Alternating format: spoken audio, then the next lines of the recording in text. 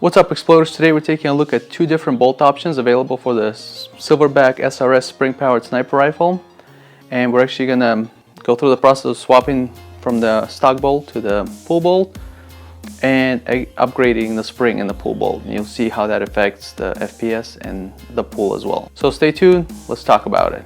In front of me here I have the closest I could get my SRS back to its original form. I've done a few things. I've upgraded a couple things like the inner barrel and the hop-up bucking, R-hop, all that stuff.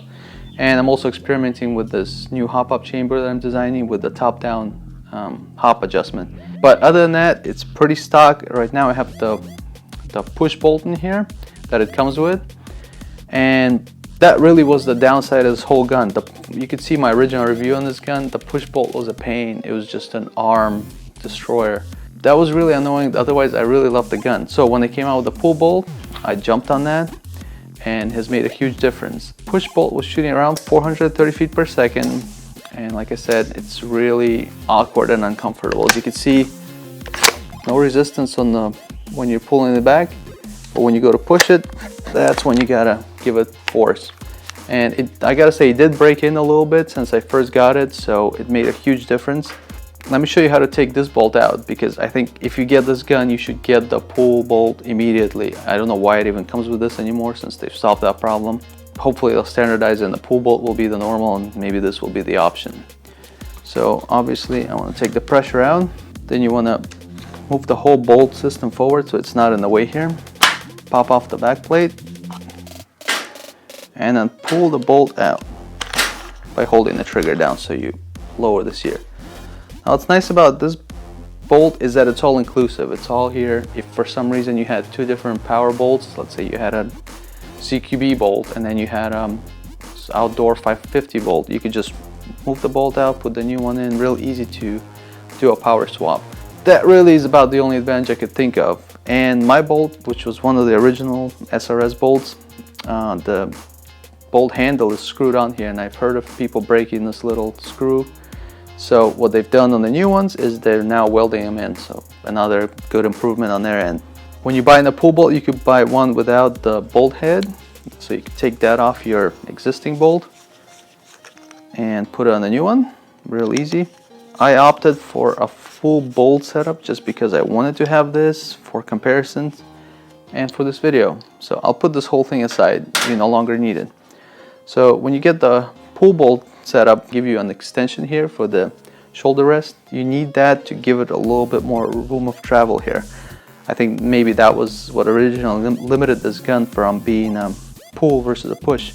So there's a cutout here. You're basically adding more channel here. Snap that onto your shoulder pad. If you want to put any spaces, put them in between. It's really hard to take off. I couldn't get it out, so kind of decide that ahead of time. Here's your new bolt.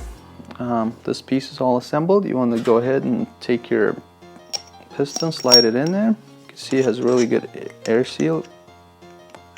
Can't push it when you have your thumb over it, so that's good. Then your spring and your guide. You can kind of do this a little bit different order.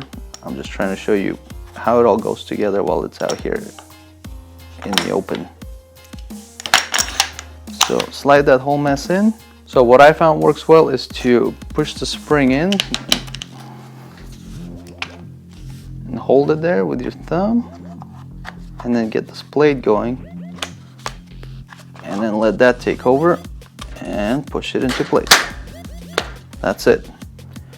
Now you have installed the pull bolt. It's that simple. Now when you go to cock this, there's the pressure. No pressure on the way back. Fix up a BB, lock it down, and fire it. There's also this little piece here that just slides in on top, and that's it. The pull bolt is, I don't know, 10 times an improvement on this gun. I used it in the past couple of games, and with the spring that it comes with, this kit, it shoots about 430 feet per second. I actually want to upgrade the spring, so here I have APS 220 spring. So let me show you how to do a spring swap. You could probably imagine how that works, but make sure you have no tension on the bolt. drop this, pull out your spring and spring guide, put your spring aside, get the new spring, slide it on in. Maybe take this off for now, makes it a little easier.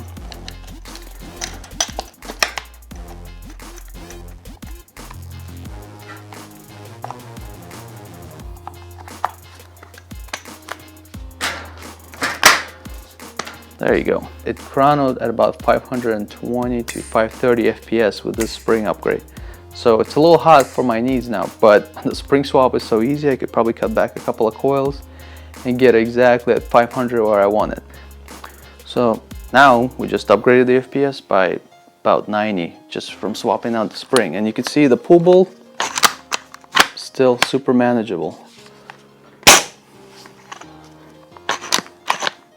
Oh, didn't do that time.